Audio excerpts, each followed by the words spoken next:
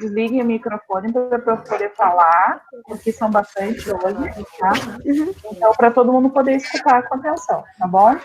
Estou aqui, Tereza, qualquer coisa é só me chamar. Tá bom, obrigada. Gente, com relação, então, à atividade de malabarismo, tá? Eu recebia mais atividade de vocês, só recebi 10 das duas turmas, 11, aliás. E eu espero que os outros mandem. Inclusive, atividades atrasadas, porque agora eu vou ter que dar conta das atividades de todos. Tem que justificar a atividade de todos vocês. Eu só quero passar uma orientação para a atividade da semana que vem. Eu vou liberar na semana que vem. Vocês todos sabem como é que é andar caranguejo? Eu mandei esses tempos uma atividade, creio eu. Não tenho certeza se o quinto recebeu. Andar com as duas mãos no chão, os 2 pés no chão, barriga para cima. Aquele exercício que tu bota alguma coisa na barriga, né? Acho que era assim. Não precisa colocar, mas a atividade da semana que vem é tipo um stop, que vocês podem até chamada, se quiserem. Um colega ou alguém da sua família mentalmente vai contar até 30, e se terminar no 30 e a pessoa não gritou stop, começa a contar tudo de novo. Quando a pessoa gritar stop, parou a contagem, e aí tu vai na tabelinha que eu vou mandar e vai ver a 5, o que é 5 na tabela? Aí tu vai ter que fazer aquele exercício, fazer no mínimo 10 rodadas 2 vezes na semana ao menos, tá? Então, por exemplo, uma das coisas, andar 10 passos caranguejo. Eu preciso andar caranguejo. Certo? Certo, Laura? Tá, vocês sabem o sapo. A gente já fez isso. Flexiona bem, flexiona, dobra bem. Sempre que eu falar flexionar, é dobrar. Dobra bem, estende, salta, volta. Flexiona. Sora, não tá dando pra te ouvir, Sora. Hã? Não tá dando pra te ouvir, Sora. Tem um Guilherme Tavares que tá dando um som muito estranho, Sora. Tá travando. Liga teu microfone, Gui. É que o Gui, eu acho que ele usa 2 tá. celulares e a computador. máquina de lavar. Tá, só desliga o teu microfone. Então. Tá, então, sabe imitar um sapo? 5 saltos como sapo. Se eu pedir 4 apoios, se cair para vocês 4 apoios, mãos e pés no chão, barriga para baixo, fica ali contando até 20, 25, o que eu pedi, certo? Saltar girando os braços. Mostra aí, Laura, como é que é saltar girando os braços?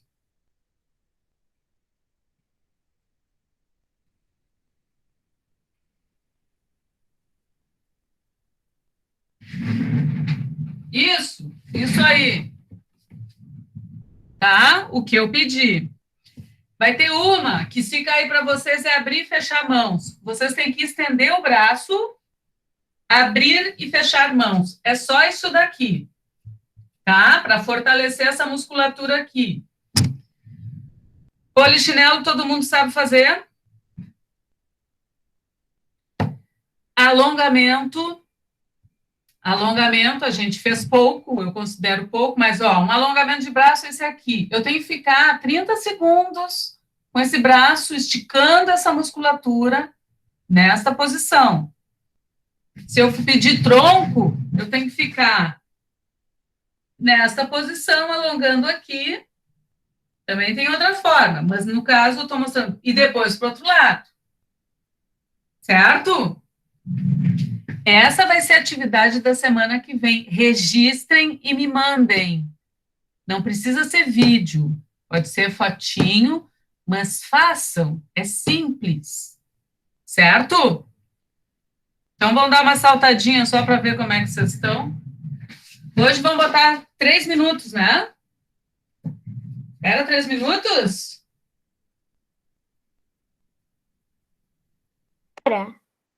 Coloca mais, Sora. Era 2 minutos e meio, Sora. 3,5? Ok. Então, vamos lá. Não pode parar, certo? Atenção. Atenção nada. Primeiro estica bem o corpo no alto, encolhe a barriga. Espreguiçando. Gira braço para trás.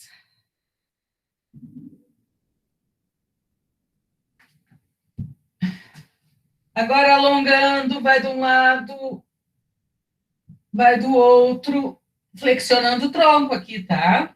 Isso, primeiro lado, segundo lado.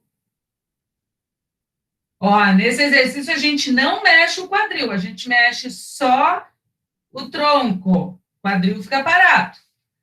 Agora a gente vai flexionar, dobrar o tronco. Lá embaixo. Sobe. Tem um exercício que eu pedi que vai ser assim, afastar a perna, flexionando o joelho. É esse aqui, tá? Flexiona e volta lentamente. Esse eu só estou mostrando agora. Agora, juntem os pés e vamos lá embaixo novamente. Volta. Vamos começar então o salto. Deixa eu acionar aqui o aparelho. É 3 minutos e meio? Ok. Olha que eu sempre ponho mais, hein? Vamos lá. Saltando, pés juntinhos. Muito bom. Isso aí. Abre e fecha.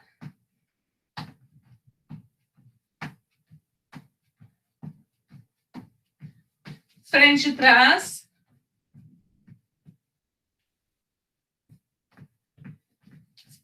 Correndo no lugar.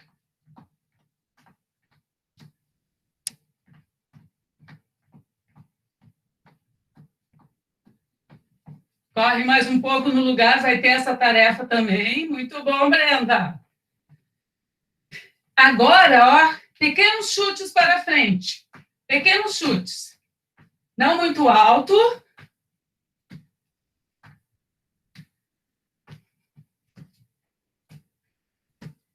Corre no lugar. Oi, Sara. Consegui entrar, graças a Deus. Beleza. Já vai pulando aí, Rafa. Agora, a gente larga os pés para os lados. Larga os pés para os lados.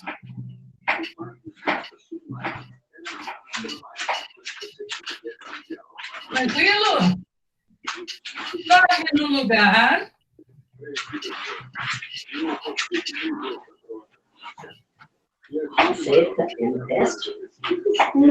Agora a gente vai fazer aquele exercício que eu pedi para a Laura fazer, ó. Gira braço junto.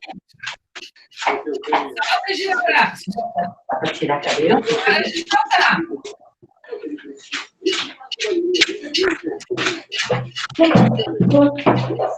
Descansando os braços, continua a corrida.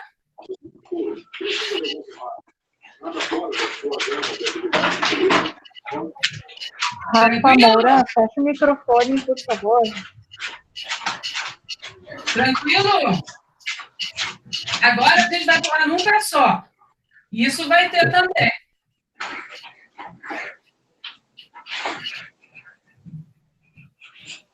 Troca.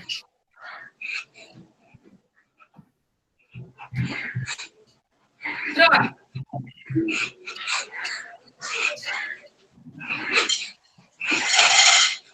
Troca.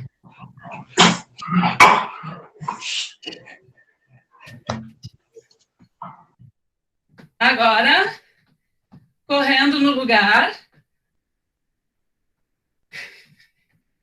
Não vai tomar água pulando. Para de pular para tomar água, senão pode entrar uma gotinha no lugar errado. Alguém cansou? Vamos, segue aí, Laura e Rafaela. Ainda tem tempo. Agora, ó, Para um lado e para o outro.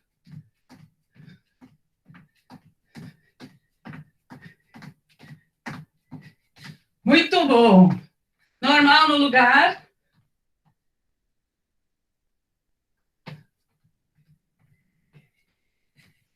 Quase encerrando. Se preparem, que a gente já vai descansar.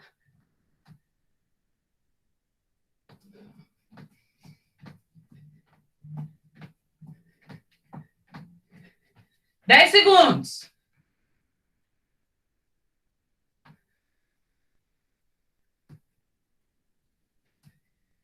E parando. Respira fundo, solta as pernas.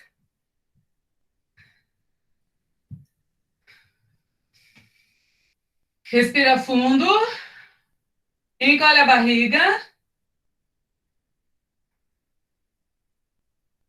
Tranquilo? Solta bem a perna. Agora deixa o tronco cair lá embaixo. Só solta o tronco lá embaixo.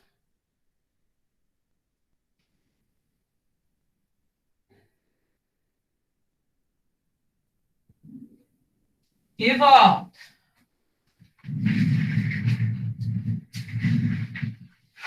Alguém não conseguiu fazer os 4 minutos? Foram 4, tá? Se foi difícil, treine mais. Façam mais vezes. Põe uma música e treine. Você consegue mais, Sora. Hã? Eu consegui, Sora. Gente, num jogo de queimada, num jogo de futebol, não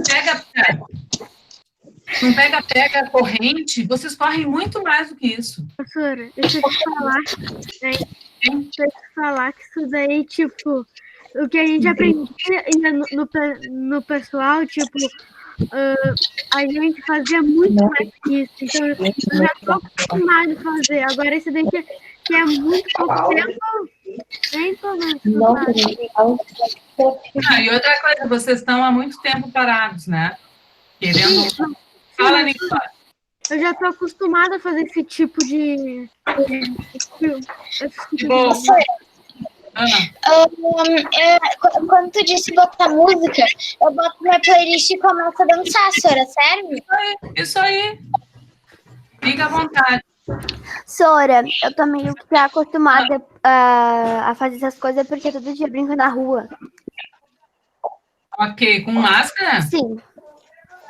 Ótimo, com cuidado. Tá, Eu gente? faço academia.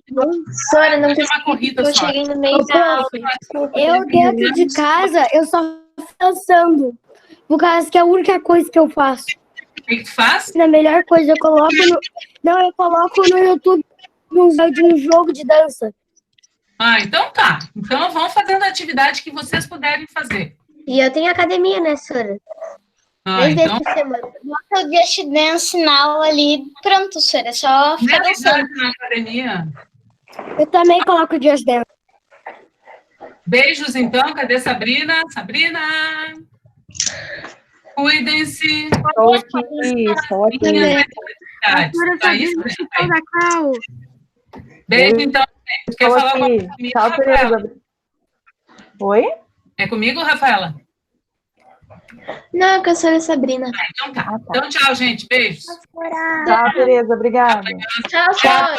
Até as 8 da manhã, Sabrina. É. Fala, Rafa.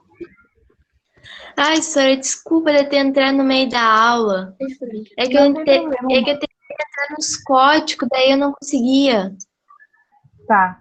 Se embananou ali, não tem problema. Não te preocupa, a gente nem tinha começado a aula. Só a professora Tereza, né, tinha começado a educação física. Pessoal, antes de começar a aula, eu queria dar uma explicação para vocês, né? E fazer depois uma pergunta, mas daí a pergunta eu vou botar lá no grupo da turma da manhã, tá? Vocês gostam, preferem a aula à tarde, assim? Não, Sora, não. Eu não gosto de Não, de manhã é muito melhor. da tarde. Tá, De manhã é muito melhor. Só Só da manhã só para conseguir fazer a aula que quando eu vou às 2 da tarde. Então, Sora, eu prefiro de manhã. De manhã. De tarde eu acordo de tarde. Professora, tanto faz. Mas eu prefiro de tarde, mas se acordar cedo. Professora, de tarde. É porque de manhã eu já vi muita gente que ou esquece de acordar, ou acorda e já vai direto pra aula. Eu tô com fome, eu quero comer, só que não quero comer. Professora, Senhora, mas não adianta nada porque tem gente que dorme de tarde, Todo senhora. tatuado na cara tem quatro, né? professora, eu posso perguntar um negócio? Prof, eu não fui na aula online de manhã, por causa que eu acordei às 6 horas da manhã, por causa de um barulho da minha mãe, por causa que ela foi trabalhar e fez, eu me acordei, e depois eu dormi, não consegui mais acordar. Professora, tu pode repetir? Eu acordei 8h30. Disse que eu não tinha escutado. Eu às 9. Aí eu vi Pedro que a da senhora disse pergunta? 2 da tarde, eu fiquei tipo... Vai. Não, a pergunta era pra turma da manhã. Só isso. Tá? Tá, então depois eu vejo lá. Tá. Então desliguem os microfones. Depois eu converso com vocês lá no grupo. Deixem os microfones desligados para a gente poder conversar direito. Eu poder conversar direito com vocês poderem ouvir. E qualquer coisa daí ligam para tirar uma dúvida, tá? Como eu tinha botado lá nos grupos, a gente vai trabalhar história e geografia hoje, tá? E depois, no finalzinho da aula, quando terminar a aula, para a gravação, eu converso uma outra coisa com vocês também, bastante importante, tá? Então, não esperem terminar a aula quando eu parar a gravação. Não saiam correndo. Eu quero que todo mundo ouça, tá? Então, eu vou começar com o texto de história, tá? Porque a gente já tinha dado um início nele na semana passada, e eu disse que a gente ia terminar de ver sobre a Revolução Farroupilha essa semana.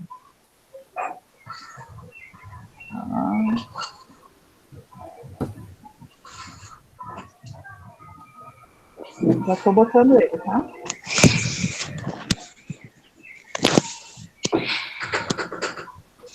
Tá aqui. Se por acaso não estiverem enxergando o texto, vocês me avisem, tá? A princípio é para todo mundo estar enxergando.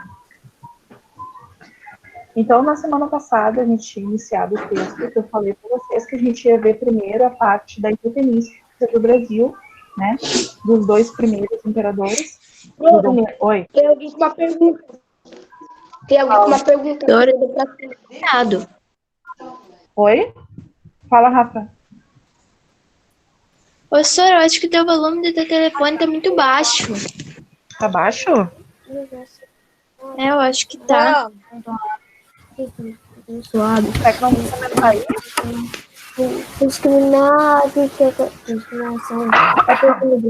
Fala, Nicole.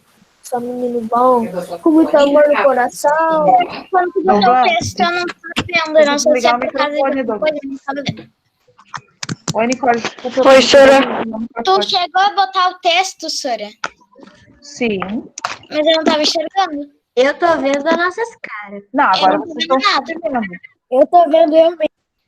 Tá, eu vou... Só tá aparecendo aqui pra mim que Sabrina tá apresentando ali, Sora.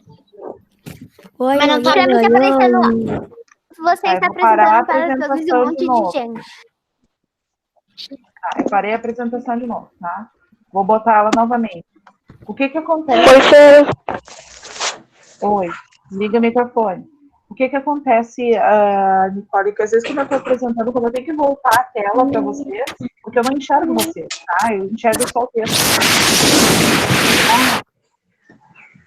Luiz, tem que ligar o microfone mesmo. Eu acabo minimizando a tela, aí daí some, fica duas telas para vocês. Fica a minha tela e a da apresentação. Aí tu tem que clicar em cima da tela da apresentação, às vezes, tá? Rafa, desliga o microfone também, a Rafa Moura. Se não estiverem enxergando a apresentação, me fala, tá? Abre o microfone e fala, porque eu não consigo enxergar vocês, não esqueçam disso. Peraí. Agora até abrir aqui. Agora.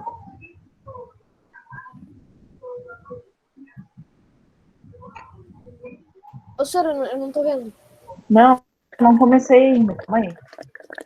Também É que não. eu fui botar aqui e não saiu. Tá? Mas vamos se enxergar primeiro, para depois enxergar o texto.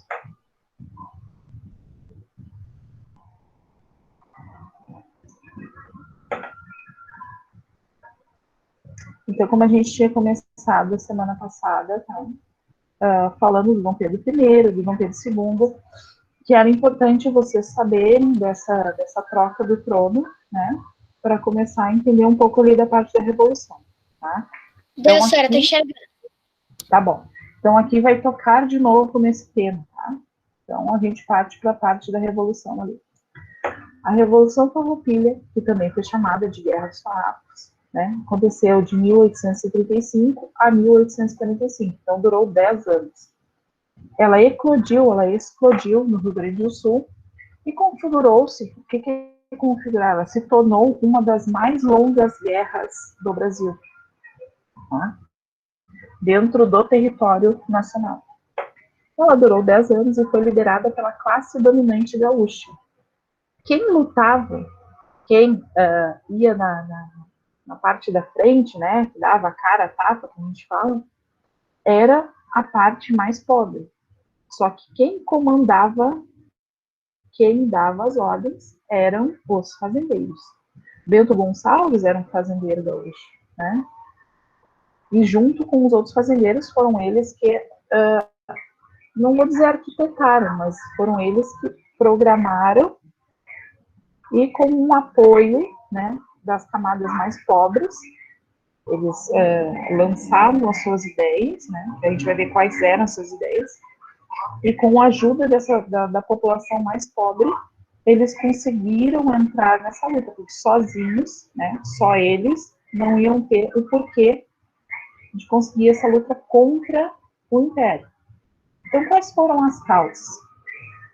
Em 1831, o imperador Dom Pedro I abdicou seu trono em favor do seu filho, Dom Pedro II.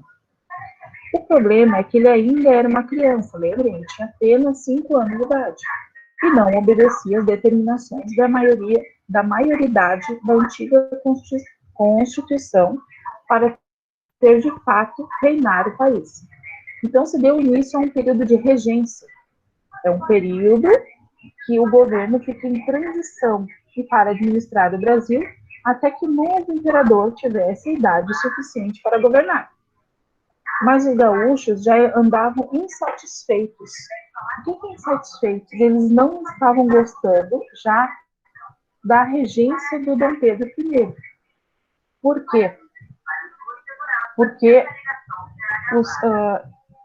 eram cobrados altos impostos sobre os produtos que vinham do Rio Grande do Sul, principalmente o charque, que ia lá para os trabalhadores de Minas Gerais e São Paulo, da erva, do couro, do sebo e também da graxa. Então, eles já estavam insatisfeitos com esses impostos que estavam sendo cobrados. E também simpatizavam com ideais republicanos, que buscavam maior autonomia. O que era essa autonomia que eles queriam? Na época, cada província, no caso, cada estado, hoje em dia, né, era governada por um presidente, né, porque era a época da regência, então tinha um presidente que ia comandar aquela província. Só que os grandes estancieiros, os grandes fazendeiros gaúchos, queriam que esse presidente que viesse para cá, né, ele soubesse das necessidades que a gente precisava na época. Eu digo que a gente, enquanto gaúcho, tá? Claro que naquela época a gente não era nascido. Então, eles queriam que esses governantes fossem do estado, da província, não alguém de fora mandada pelo presidente, como acontecia normalmente. O imperador. O imperador mandava as pessoas para as províncias para governar. As pessoas chegavam sem saber o que estava acontecendo, sem saber das necessidades, sem saber de tudo que se passava.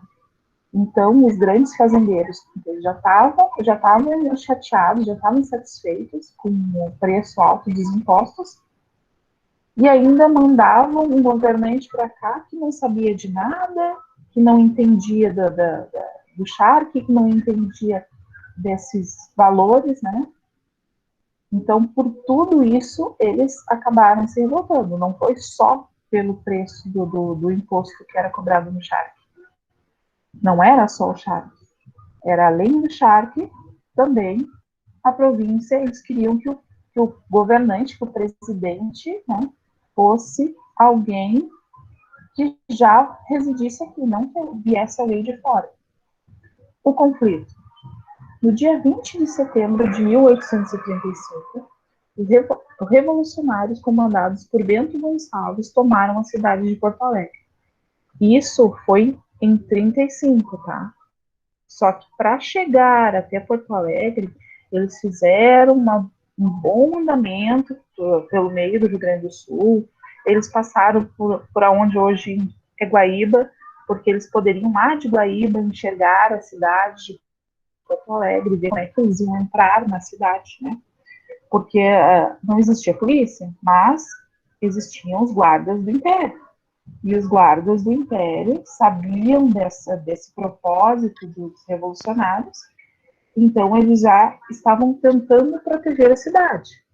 Então, para poder adentrar a cidade, eles precisavam tomar decisões aonde fosse mais fácil para poder entrar. Então, por um bom tempo, antes do 20 de setembro, eles ficaram na cidade de Guaíba para poder enxergar Porto Alegre, né? Pelo Lago Guaíba ali, eles conseguiam enxergar. Pena que a gente está nessa situação de sem aula presencial, porque eu trabalhei durante 10 anos em Guaíba e eles têm uma programação muito legal lá falando sobre a Revolução. Eles mostram a casa onde viveram os revolucionários, eles contam a história, eles mostram a árvore onde eles ficavam observando a cidade de Porto Alegre. Pena que esse ano não teve, né? Senão a gente poderia ter ido até lá. Então, ali continuando. No dia 20 de setembro de 35, os revolucionários comandados por Bento Gonçalves tomaram a cidade de Porto Alegre e forçaram a retirada das tropas imperiais do local.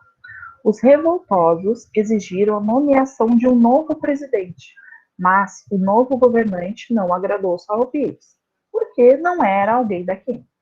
Então a revolução se expandiu e em 1836 os rebeldes proclamaram independência com a República de Piratini, cidade que seria a capital do novo governo, também chamada de República Rio-Grandense, com Bento Gonçalves como presidente. O governo imperial, é claro, não reconheceu a independência e continuou lutando contra os revoltosos. Então, eles tentaram, de uma certa forma, tornar o Rio Grande do Sul independente do Brasil, independente daquele império que não estava cumprindo, não estava tornando o que eles queriam, né, claro e viável, que no caso era abaixar o valor dos impostos que era cobrado, era tornar um presidente, um governante que fosse da província, não que viesse da capital do Brasil, não que fosse enviado pelo imperador como alguém que não soubesse governar nada daqui. Por isso que quando em 1836 eles tomaram a cidade de Porto Alegre, eles falaram da independência, né? Eles proclamaram a independência, apesar do imperador não reconhecer, e colocaram o Bento Gonçalves como presidente da província do Rio Grande do Sul, da República Rio-Grandense. O líder da Revolução chegou a ser preso, só que o movimento já estava tão consolidado, já estava tão forte, com líderes como o general Antônio Souza Neto, Davi Canabarro, e até um italiano que veio para auxiliar, Giuseppe Garibaldi. Por que ele veio da Itália para ajudar os revolucionários? Porque ele foi uma das principais figuras na unificação da Itália, que na época anterior, um pouco, também estava em guerra. Então ele ajudou nessa pacificação, nessa luta, então chamaram ele para cá também para tentar ajudar. E nos anos seguintes, eles conseguiram várias vitórias. Entre uma das vitórias, né, uma das mais importantes que eles conseguiram, foi proclamar a República Juliana. Por quê? Quando eles tentaram dominar o Rio Grande do Sul, eles precisavam sair com seus navios, porque não tinha avião, não tinham carros, né? Então, eles precisavam sair e entrar pelo mar para poder se abastecer de alimentos. E o que o imperador fez? Fechou os portos no Rio Grande do Sul. Então, não tinha como o navio chegar por aqui. Então, durante a Revolução, eles tiveram que ir até Santa Catarina, procurar um local que pudesse ir para o mar, pudesse fazer vender o seu charque, buscar outros alimentos, para poder chegar no Rio Grande do Sul. Então, eles foram até a cidade de Laguna, né, e proclamaram a República Juliana, por pouco tempo também. Não foi por muito tempo, não, porque o imperador também não gostou, não reconheceu, né, essa república, e voltou a ser somente Estado de Santa Catarina, voltou depois para as mãos do Império. Qual foi o declínio? O declínio é quando a Revolução começa a terminar, né, ela começa a perder força. Foi lá em 1840, quando Dom Pedro II assumiu o trono, ele com 14 anos, e tentou pacificar o país, que tinha várias revoltas, também em outras províncias além do Rio Grande do Sul. E a partir de 1842, as forças militares do seu governo, comandadas por Luiz Alves de Lima e Silva, o Duque de Caxias, começaram a conter a revolta, tomando de volta cidades dominadas pelos farroupilhas. Em 1845, eles já estavam tão enfraquecidos, sem tantos postos, né, na mão deles, porque os imperiais foram dominando e foram tomando esses postos de volta. E depois de várias derrotas e uma série de negociações entre o Duque de Caxias e as lideranças da Revolução, os farroupilhas aceitaram um acordo com o governo. Esse acordo é chamado de Tratado do Poncho Verde, que a gente vai ver logo ali embaixo. Ele reintegrou o território o território ao Império Brasileiro e garantiu a anistia aos revoltosos. Então, dentro desse tratado, foram feitos vários acordos, alguns cumpridos, outros não. Então, é isso que a gente vai ver dentro do Tratado do Poncho Verde. As negociações entre o governo brasileiro e os farrapos se estenderam-se por anos e resultaram na assinatura do Tratado de Poncho Verde. Então, começou lá em 1840, toda uma questão de conversar, de ver que pontos poderiam ser mudados, que pontos poderiam ser tratados, né? E foi terminar só em 1845. Então, foram 5 anos de conversa para chegar ao fim de uma revolução que já estava bem fraca, diferente do que foi no início. Então, nesse tratado, os farrapos reconheceram a sua derrota, que não tinham mais como lutar contra os imperiais, e finalizaram a revolta em troca de determinadas garantias que foram dadas pelo governo imperial. Entre os compromissos assumidos e cumpridos, tá? Então, tem os assumidos e cumpridos, e tem os compromissos que eles assumiram e não cumpriram. Então, os compromissos que os imperiais assumiram e cumpriram com os farroupilhas. A anistia, que era o perdão, né, para todos os que estavam envolvidos na guerra, a imposição de uma taxa alfandegária de 25% sobre o charque que estava sendo produzido na Argentina e no Uruguai, que estava entrando no Brasil muito mais barato do que o charque que o gaúcho fazia. Por isso, lá no começo da Revolução, a insatisfação. E a incorporação ao exército imperial e manutenção da patente dos militares que lutaram com os farrapos. Então, aos militares que lutaram com os farrapos, o Império anistiou, deixou o perdão para eles, e eles voltaram para o exército imperial e mantiveram sua patente, seu cargo garantido. Tá? E eles aumentaram os impostos do charque que vinha da Argentina e do Uruguai. E quais foram os compromissos que eles assumiram, mas não cumpriram? permitir que os provincianos gaúchos escolhessem seu próprio presidente da província. Então, eles pediram e não conseguiram. E a concessão de alforria para todos os escravos que haviam aderido à luta dos farrapos. Então, essa questão dos escravos entre os farrapos ainda gera fortes debates entre os historiadores. Por quê? Na época, durante as guerras, os grandes fazendeiros, eles assumiam um posto de líder, né? Eles não chegavam a frequentar as batalhas. Quem frequentava as batalhas verdadeiramente eram os seus escravos, eram as pessoas mais pobres, eram os seus empregados, eram pessoas que eles conseguiram convencer com toda a lábia, né, dizendo que precisava, que o gaúcho não estavam vendendo, não estavam pagando pelo charque o valor devido, que precisava de um presidente da província que fosse gaúcho, que conhecesse a história do Rio Grande do Sul, que conhecesse todas as necessidades. Então, eram as pessoas mais pobres e os escravos que lutavam nas batalhas, né? Então, por isso que diz ali, a questão dos escravos foi debate entre os historiadores, porque uns dizem uma coisa, outros dizem outra. Mas a grande batalha que teve dos farrapos e o abolicionismo foi porque uma das garantias que os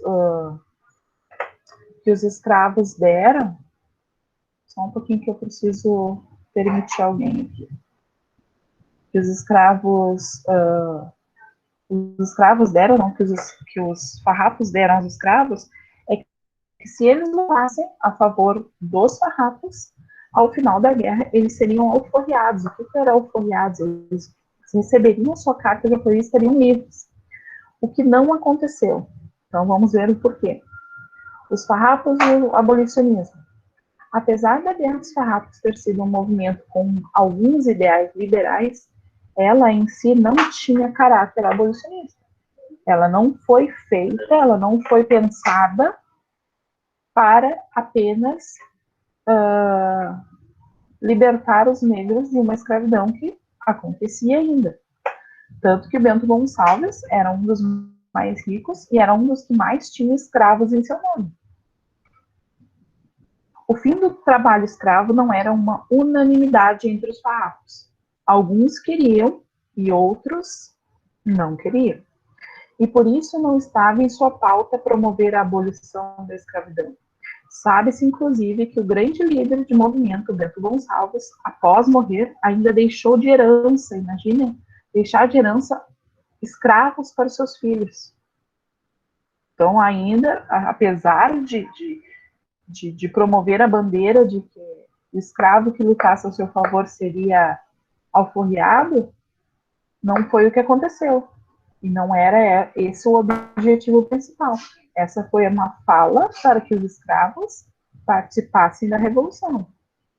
Outro episódio que causa grande polêmica foi o massacre dos lanceiros negros durante a Batalha dos Colonos.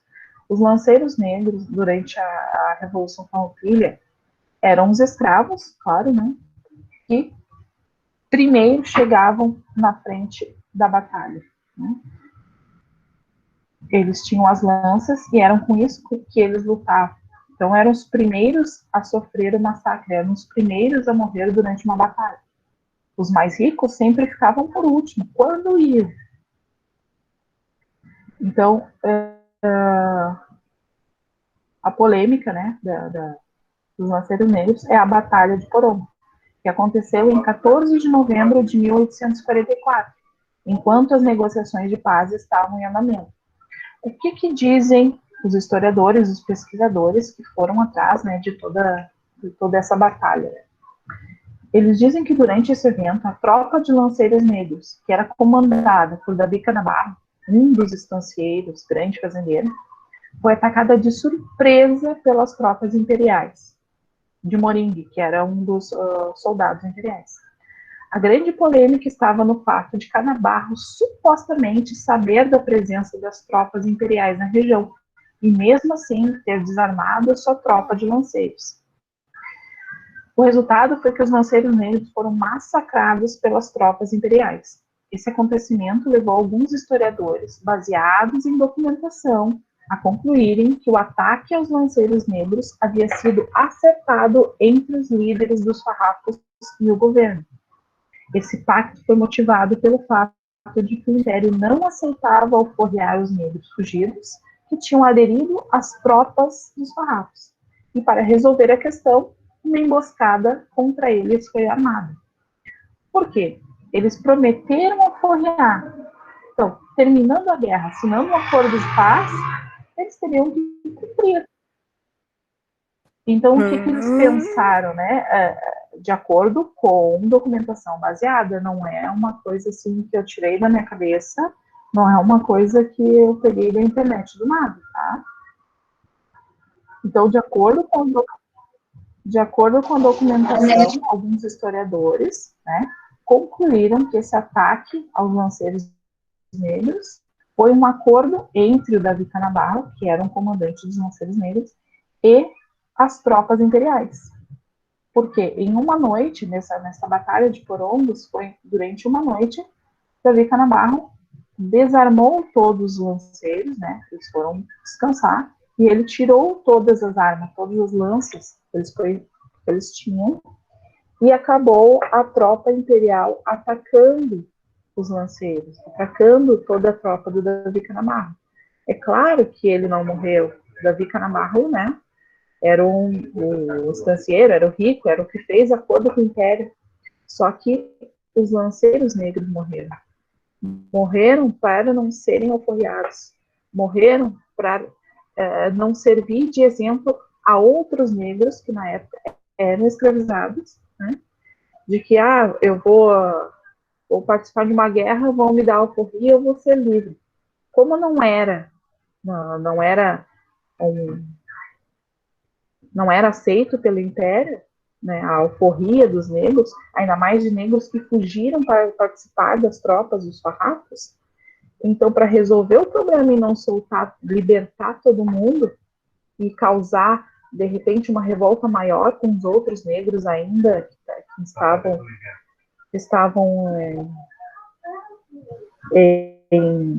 como é que eu vou falar? Perdi. Que estavam... Gente do céu, me foge a palavra que eu esqueço. Que ainda eram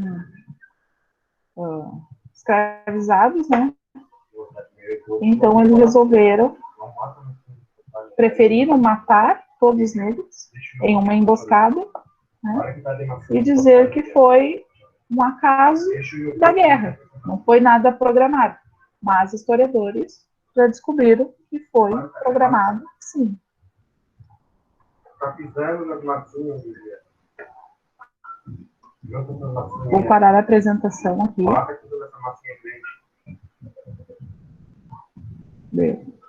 Alguém quer perguntar alguma coisa? Alguém quer fazer uma pergunta? Eu me lembro que semana passada, acho que foi a Vitória que perguntou, né? Sobre o Tratado de Paz, que tu não entendia, né? Foi? Nem eu me lembro mais. Até hoje eu não entendo porque existe aquele negócio de escravidão, diferença de cor de pele, não sei por que existe isso. É porque a gente vai ver isso no texto de geografia depois, né? Porque a gente não, né? Os primeiros desbravadores, os primeiros que fizeram a descoberta, que a gente chama, né, dos países, eles eram brancos, eles se achavam superiores, eles se achavam uma etnia melhor que os outros. A gente não consegue mais entender isso, porque a nossa cabeça, graças a Deus, está mudando, nosso pensamento está mudando. Até porque... Mas eles Fala, David. nos colocavam no lugar do outro. Oi? Eles não se colocavam no lugar do outro. Tipo, o outro podia ter sido diferente, mas era uma pessoa também. Naquela época não se colocava, infelizmente. Hoje a gente já consegue, né? O que a gente chama de empatia, se colocar no lugar do outro, ver o que o outro sofre, por alguma coisa. Naquela época, eles se achavam superiores. Fala, Douglas.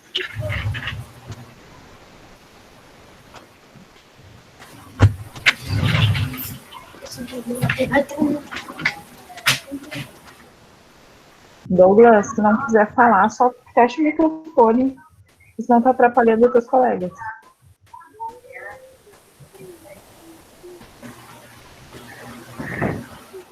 Ele deve ter travado. Pessoal, mais... eu vou desativar o som dele, tá? Qualquer coisa, ele me pede ali. Alguém tem alguma pergunta?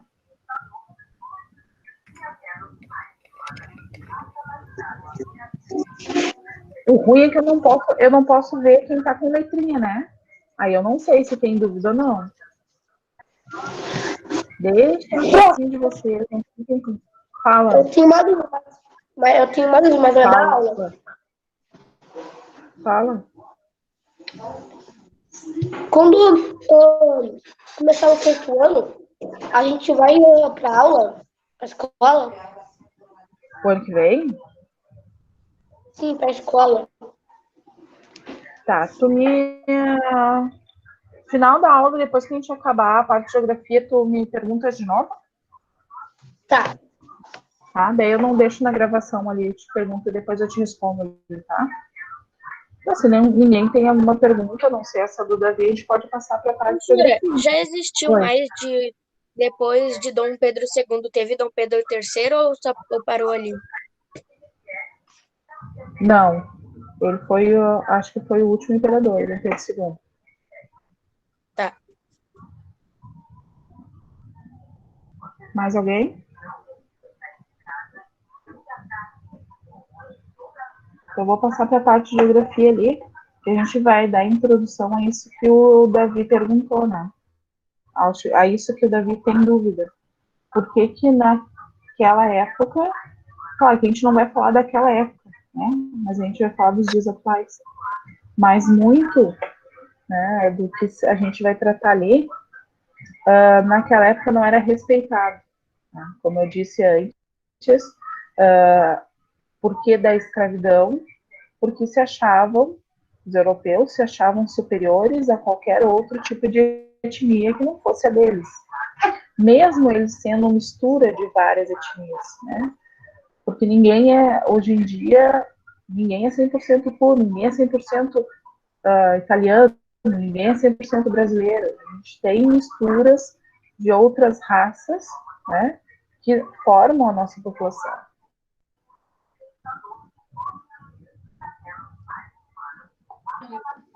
Qualquer coisa me perguntem.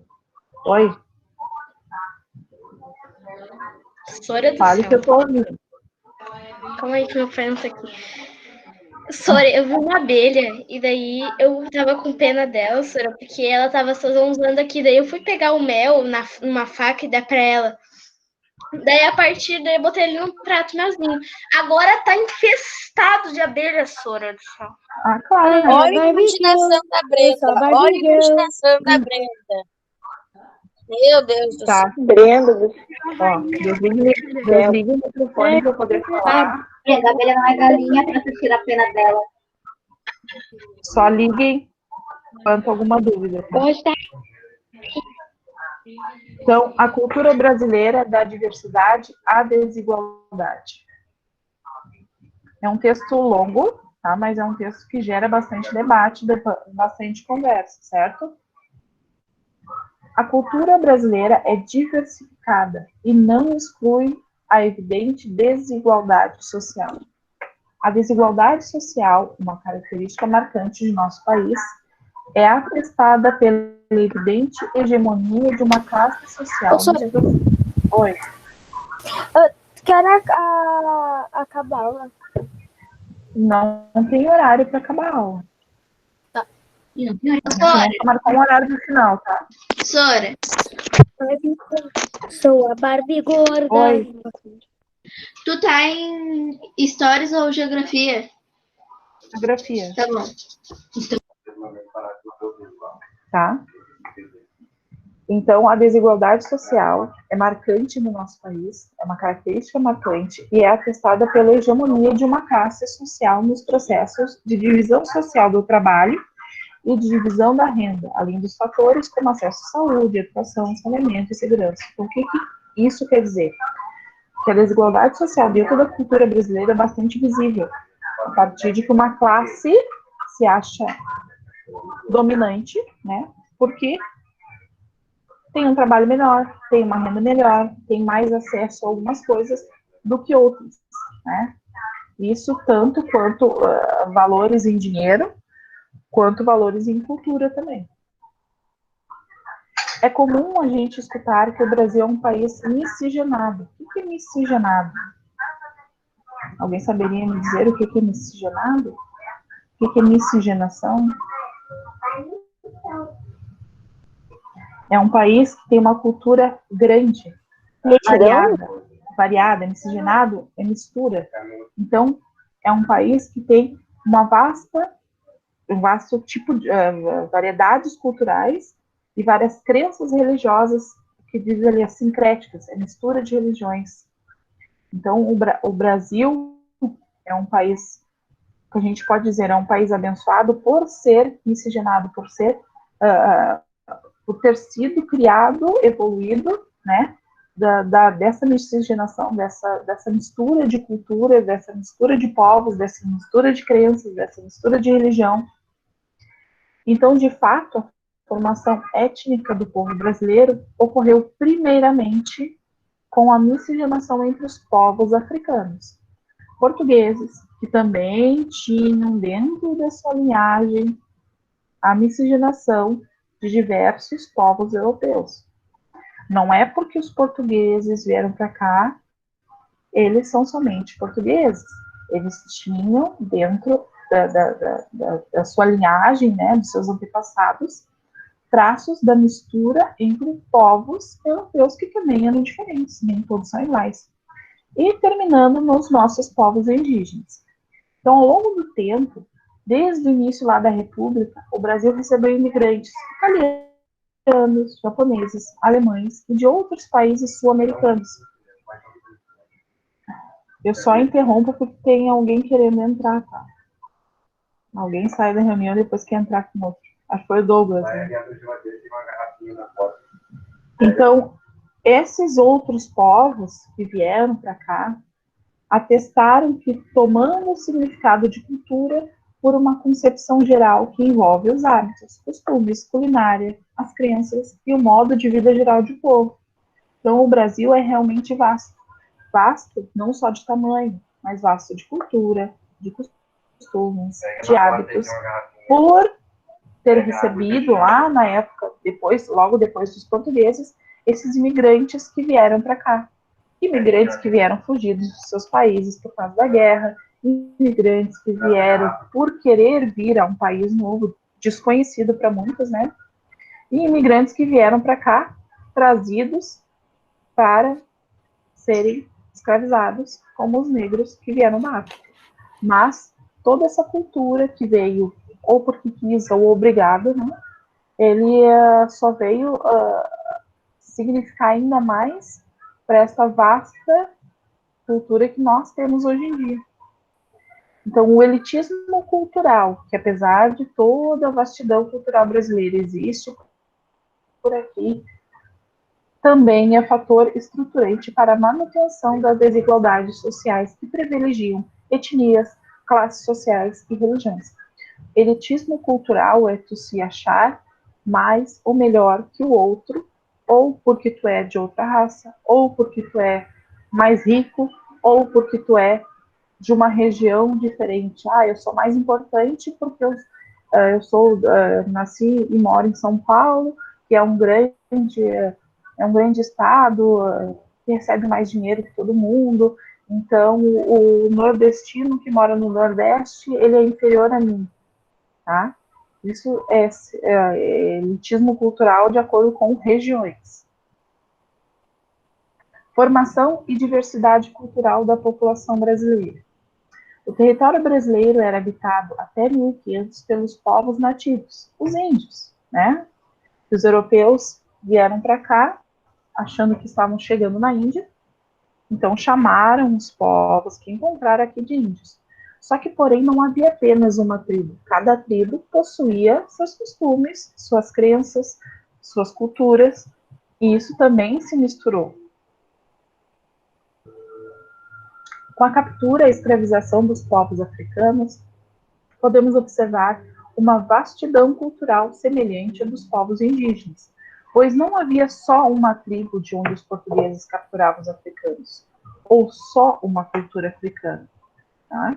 Os povos africanos eram vastos, divididos em várias tribos, em várias origens étnicas diferentes, e o que conferiu à formação cultural afro-brasileira uma vastidão e amplitude tão diversa quanto a indígena. Os povos africanos que vieram para cá obrigados, né, que eram escravizados, eles não vinham só de um local da África, eles vinham de vários locais. Então, cada local tinha sua formação cultural, tinha suas crenças, tinha seus costumes, e isso foi se misturando. Então, foi uma mistura dos povos africanos, uma mistura dos povos indígenas, uma mistura dos povos europeus que vieram para cá, que formou a nossa cultura. Algumas mais em evidência, outras menos, depende da região do Brasil também. E a vinda de povos brancos de origem europeia para o Brasil, tanto os portugueses como a vinda de italianos e alemães, contribuiu para a miscigenação de nosso povo. No Brasil surgiu uma cultura ímpar, fruto da forte miscigenação que resultou em produtos culturais populares sem igual no mundo. Como eu disse lá, numa outra aula já, né, o Brasil é o país, um dos países, se não é um dos únicos países que tem tanta mistura étnica em sua formação, né? Tão diferente culturalmente, etnicamente pensando, etnias, raças, tá? Preconceito cultural no Brasil. Desde o início da colonização, o elitismo cultural reina no Brasil, pois os portugueses viam a si mesmos como superiores aos povos nativos como inferiores. Desde aquela época já existia o elitismo cultural, porque os portugueses vieram para cá, mesmo não sendo a terra deles, porque eles descobriram, como eles dizem, né? Eles tomaram conta de uma terra que já tinha dono, os índios já viviam aqui, os índios não vieram depois, e mesmo assim se achavam melhores, superiores que os povos que já viviam aqui. Mais tarde, quando os africanos começaram a ser escravizados por povos europeus, a escravidão assentava igualmente em um etnocentrismo racista. Então, se achava que a raça branca era superior à raça negra, por isso da escravidão. E um elitismo cultural. Os europeus brancos julgavam-se superiores aos africanos por seus fenótipos. O que é fenótipos? Os seus biotipos, a sua cor da pele, as suas características físicas que são diferentes.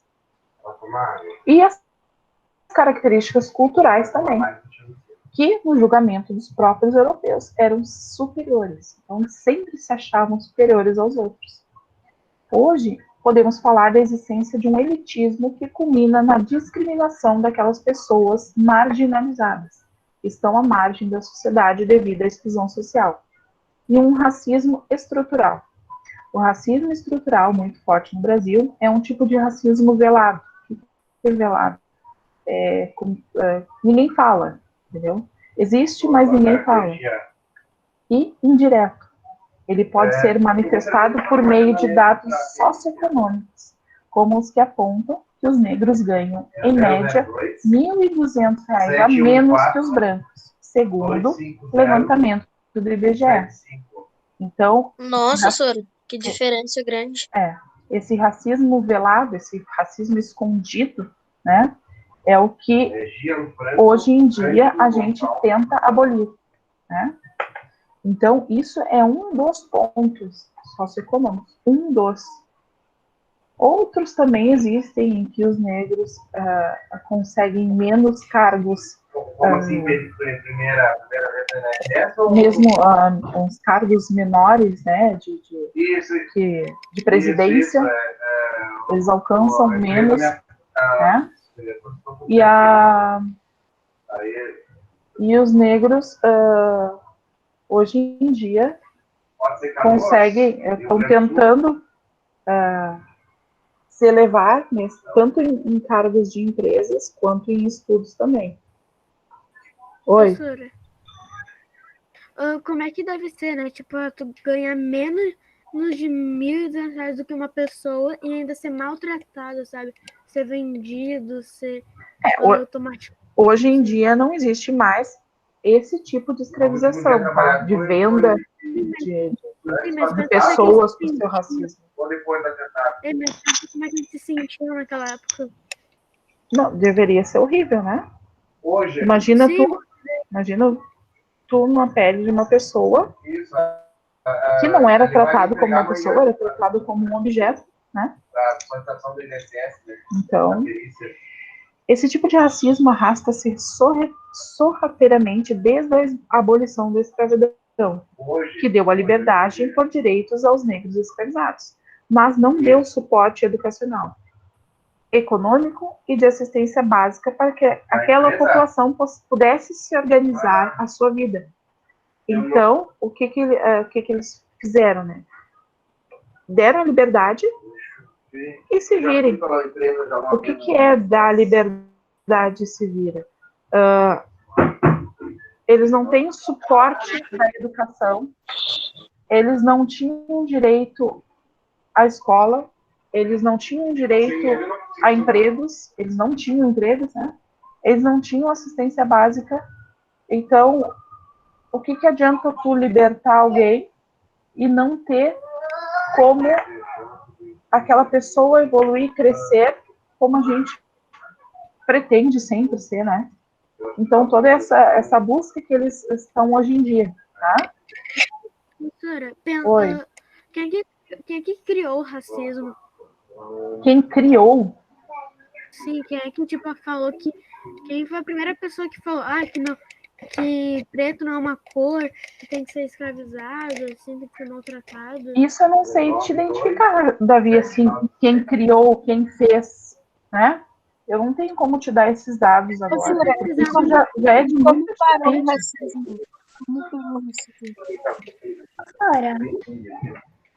Oi. Professora, eu tentei pesquisar no Google quem criou e não apareceu quem criou. Porque não tem como. Falou que naquela época era natural. Sim, eles achavam natural. Para eles não era racismo. Porque eles se achavam superiores. Por que alguém que é superior, né, se acha superior aos outros, vai achar que aquilo está fazendo mal? Porque a gente sabe que o racismo faz mal, que o racismo prejudica, a gente tem que ter consciência de que as pessoas são iguais. É o que a gente tem consciência hoje em dia. E naquela época eles não tinham essa consciência. Naquela época eles pensavam que eles eram superiores, que eles eram melhores. Então, para eles aquilo era o normal. Para eles aquilo era rotina, era bom para eles fazer isso. Pessoal, me dê 2 minutinhos só. 2 minutinhos, daí eu te atendo, Vitor. Peraí.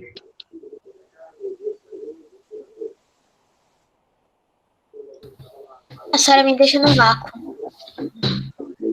Deu pra ver. Eu fiquei te vendo com a mão levantada. Eu tô tempo com a mão levantada e a senhora... Caguei. Nem aí. Vai, se dane. Eu sou a Barbie Girl. Se você quer ser namorado, é a Barbie Girl. Ela fez. Caguei. Fica quietinha, a senhora tá aqui. Desculpa, gente, sair um pouquinho rapidinho, tá? É, senhora. Fala, Vitor. É porque ali eu entrei no parou o racismo, alguém parou. não encontrei. Eu não consegui te ouvir. Como explicar quem parou o racismo? A rapadura, ninguém senhora. ninguém parou com o racismo, tá? Eles aboliram a escravidão lá em 1800 e... Agora eu não lembro se foi 88. Foi na época de Dom Pedro ainda, tá? Eles aboliram o papel. Papel, tudo bonito, né? A gente pode escrever várias coisas no papel e tá tudo lindo. Só que não é porque está escrito no papel que aquilo está sendo feito de verdade. Então, na época, eles até botaram no papel. Abolimos a escravidão a partir dessa data. Só que não foi o que realmente aconteceu, né? A escravidão continuou, muitas vezes velada. O que é velada? Escondida, não mostrada, né? E muitas vezes ainda, né, se mostrava presente. Fala, Nicole. Professora, eu pesquisei aqui como se criou o racismo. Daí tá aparecendo aqui, senhora, que quando os europeus começaram a colonizar a África no século XIX, eles começaram a apresentar justificativas piores para a implementação da cultura e modo de vida europeus às sociedades negras. Uma dessas justificativas foi a ideia errônea de que os negros eram uma raça inferior. Sim. É exatamente aquilo que eu tinha falado no início. Eles se achavam superiores. Então, eles dominavam o local. Assim como eles vieram para o Brasil, eles colonizaram o Brasil dizendo que os índios estavam errados. Eles não trouxeram os padres jesuítas para tentar botar os seus costumes nos índios, botar roupa, coisa que o índio não usava, rezar em igreja, coisa que o índio não tinha essa religião. Então, os europeus foram colonizando, foram encontrando países e tentando impor a sua cultura, dizendo que é melhor do que qualquer outro. A mesma coisa aconteceu na África. Eles adentraram a África dizendo que eram superiores, que sua cultura era melhor e que o negro era um ser inferior por ter pensamentos e culturas e divergências de pensamentos. Então tudo isso... Então, basicamente, o racismo se criou no século XIX, então, né, senhora? O que é o século XIX? De 1801 até 1900. É que está escrito aqui, senhora, que foi quando os europeus começaram a colonizar a África no século XIX. Sim. Não, mas eu estou dizendo que o século XIX, ele, como é século, são 100 anos, é um período de 100 anos. Então, dentro desses 100 anos, de 1801 até 1900, que é o século XIX, foi nesse que eles começaram, e não foi só na África, né? Foi já no Brasil, lá em 1800, né? Só que aí eu estou falando do racismo quanto à cor da pele também, né? Falando lá da parte da África. Entendi. Fala, Vitória. Ô, senhora, tu sabe mais ou menos qual foi o dia exato que começou o racismo e as coisas? Não tem esse dia exato, né? Nem a Nicole leu agora há pouco. Começou no século XIX, né? O que a gente sabe, começou muito antes, né? O que não se chamava de racismo, mas começou muito antes. Não tem uma data, um marco histórico, porque as datas são marcos históricos, né? Que marca um dia da história onde começou, hein? O descobrimento do Brasil. Foi na data tal de 1500. A independência do Brasil foi lá em 22. Então, esse marco histórico, essa data, não tem. Queria perguntar alguma coisa.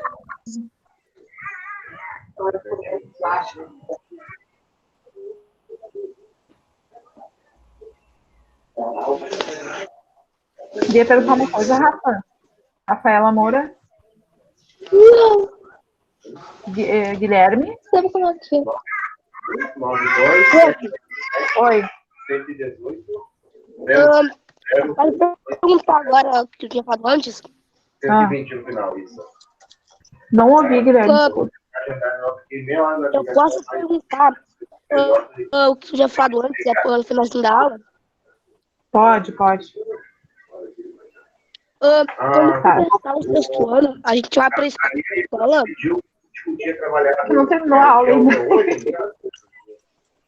Só mais um pouquinho, tá? Professora, mas é bem pouquinho, tá? Só bem pouquinho. É o último texto. Então, diferença entre diversidade cultural e desigualdade social, tá? As coisas são diferentes. Igual, apesar da palavra igual. Então, em termos de escrita, interpretação, diversidade cultural e desigualdade social são completamente diferentes uma da outra. Desigualdade social faz referência às diferenças entre as classes sociais e os movimentos de cada classe.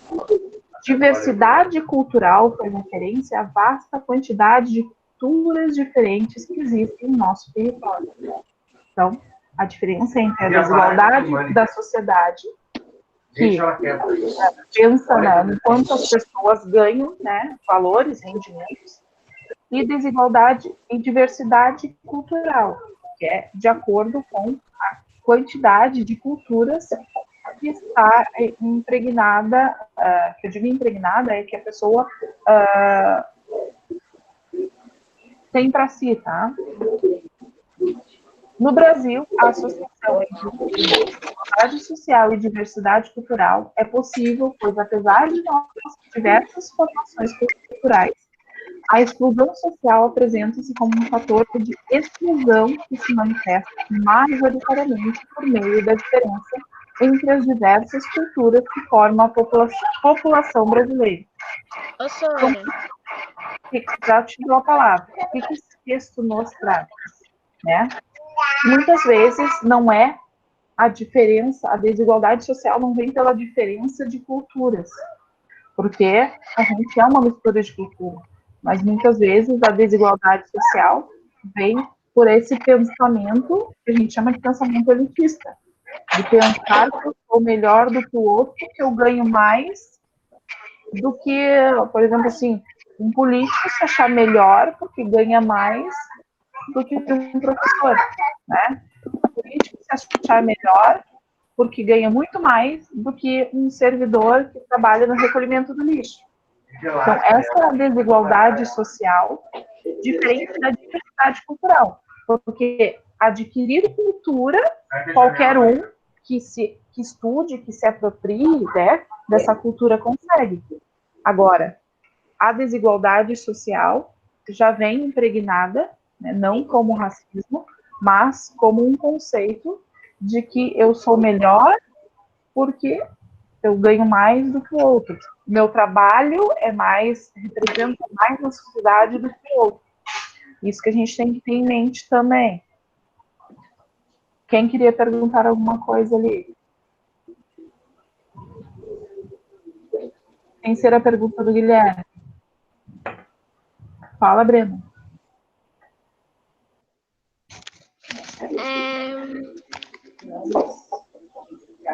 Agora esqueci. Calma. Qual a diferença entre diversidade e desigualdade? Diversidade é de acordo com a quantidade, é diverso. Então, a diversidade cultural, né, ou seja, a diversidade social também, a gente tem a contribuição dos povos que nos colonizaram, né, estão na nossa etnia, porque a gente não é de uma raça única, a gente é mistura de várias. Então, essa cultura a gente vem adquirindo essa diversidade, essas diversas culturas se misturando para formar a cultura brasileira. E a desigualdade é tu ser desigual socialmente, dentro de uma sociedade, apesar de ser, tu pode ter duas pessoas, tá?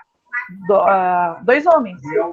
Só que dois homens têm 35 anos, só que um conseguiu estudar mais do que o outro, e ele ganha mais do que esse aqui. Então, ele se acha melhor socialmente do que o outro. Então, essa desigualdade social. Eles estão dentro da sociedade, mas eles não são iguais. Conseguiu entender um pouquinho? Mais alguém? Oi. Quando que já vai acabar a aula? Daqui a pouquinho já. Quer perguntar alguma coisa, Erika? Não? Doutor, eu vou fazer uma pergunta, mas não é da aula, não é da... Deixa eu parar a gravação aqui. Não, é uma pergunta de outra coisa. Será que existe